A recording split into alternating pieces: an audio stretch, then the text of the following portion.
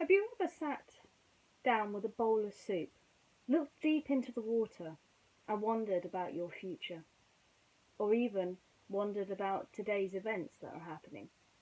It happens more often than you think, and it can be quite entertaining.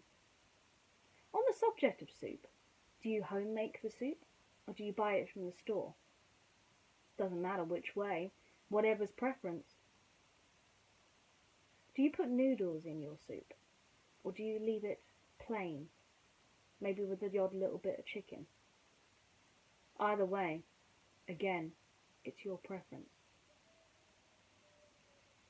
But there's no two-way similarity between soup, just as there's no two-way between people, as Mulan is going to discover.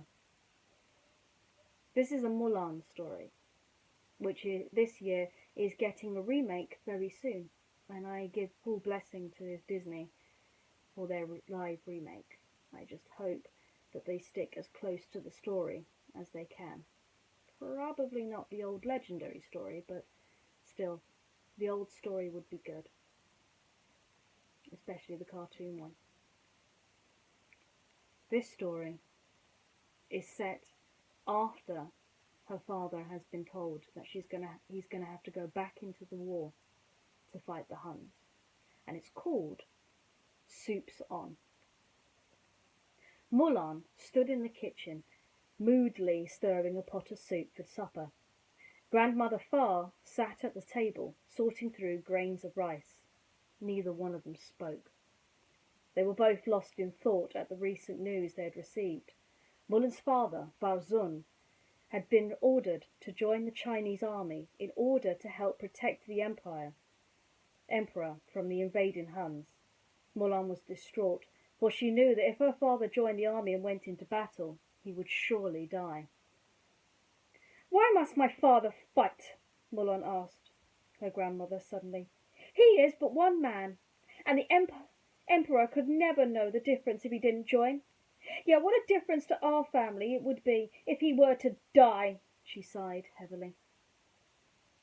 Her grandmother also sighed and continued to sort the rice silently for a few moments. Then she stopped and turned to Mulan. "You are partly correct. One grain of rice, such as this one that I have in my hand, is small and insignificant."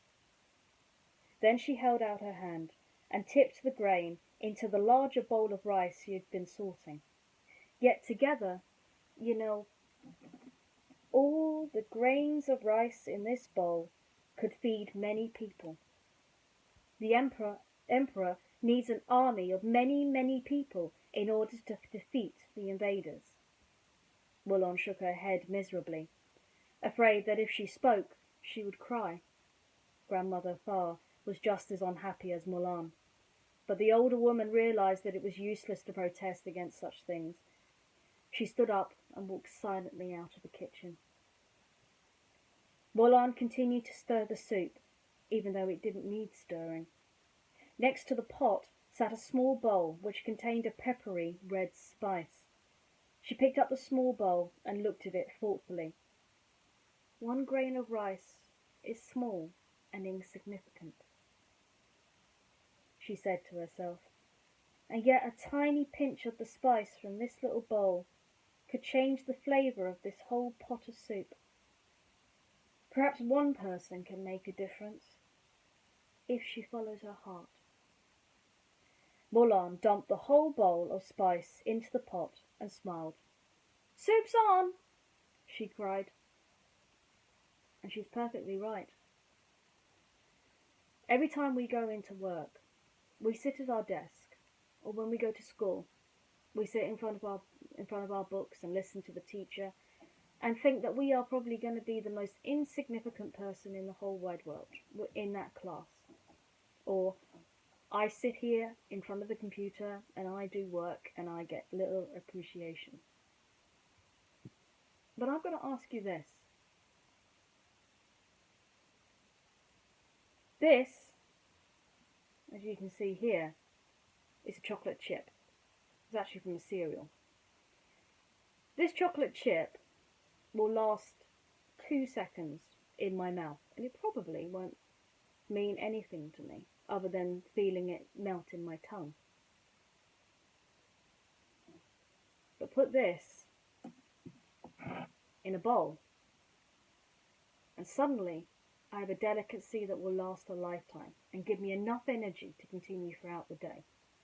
Now, why am I giving this speech in the morning, in nighttime? Well, partly because this video is going to appear tomorrow morning because it's late, as in very, very late.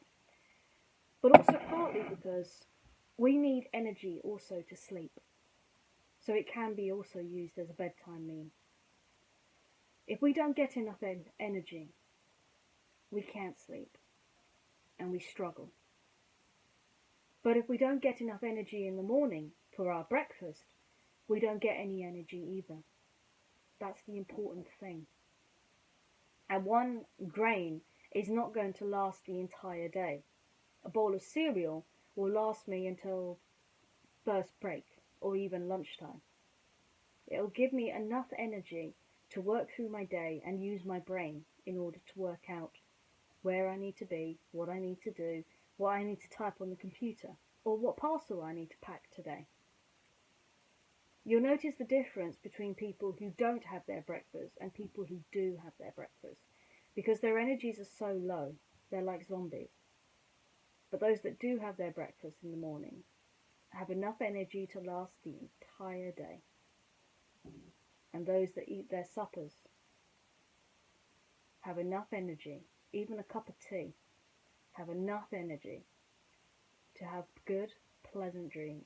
After all, Neverland may be the second star to the right, and Wonderland may be just a little drop in a rabbit hole. But it's still some distance away, and it still requires a great amount of energy to get to. Why don't you think about that as you travel to Neverland today? And maybe I'll see you there. I have to go.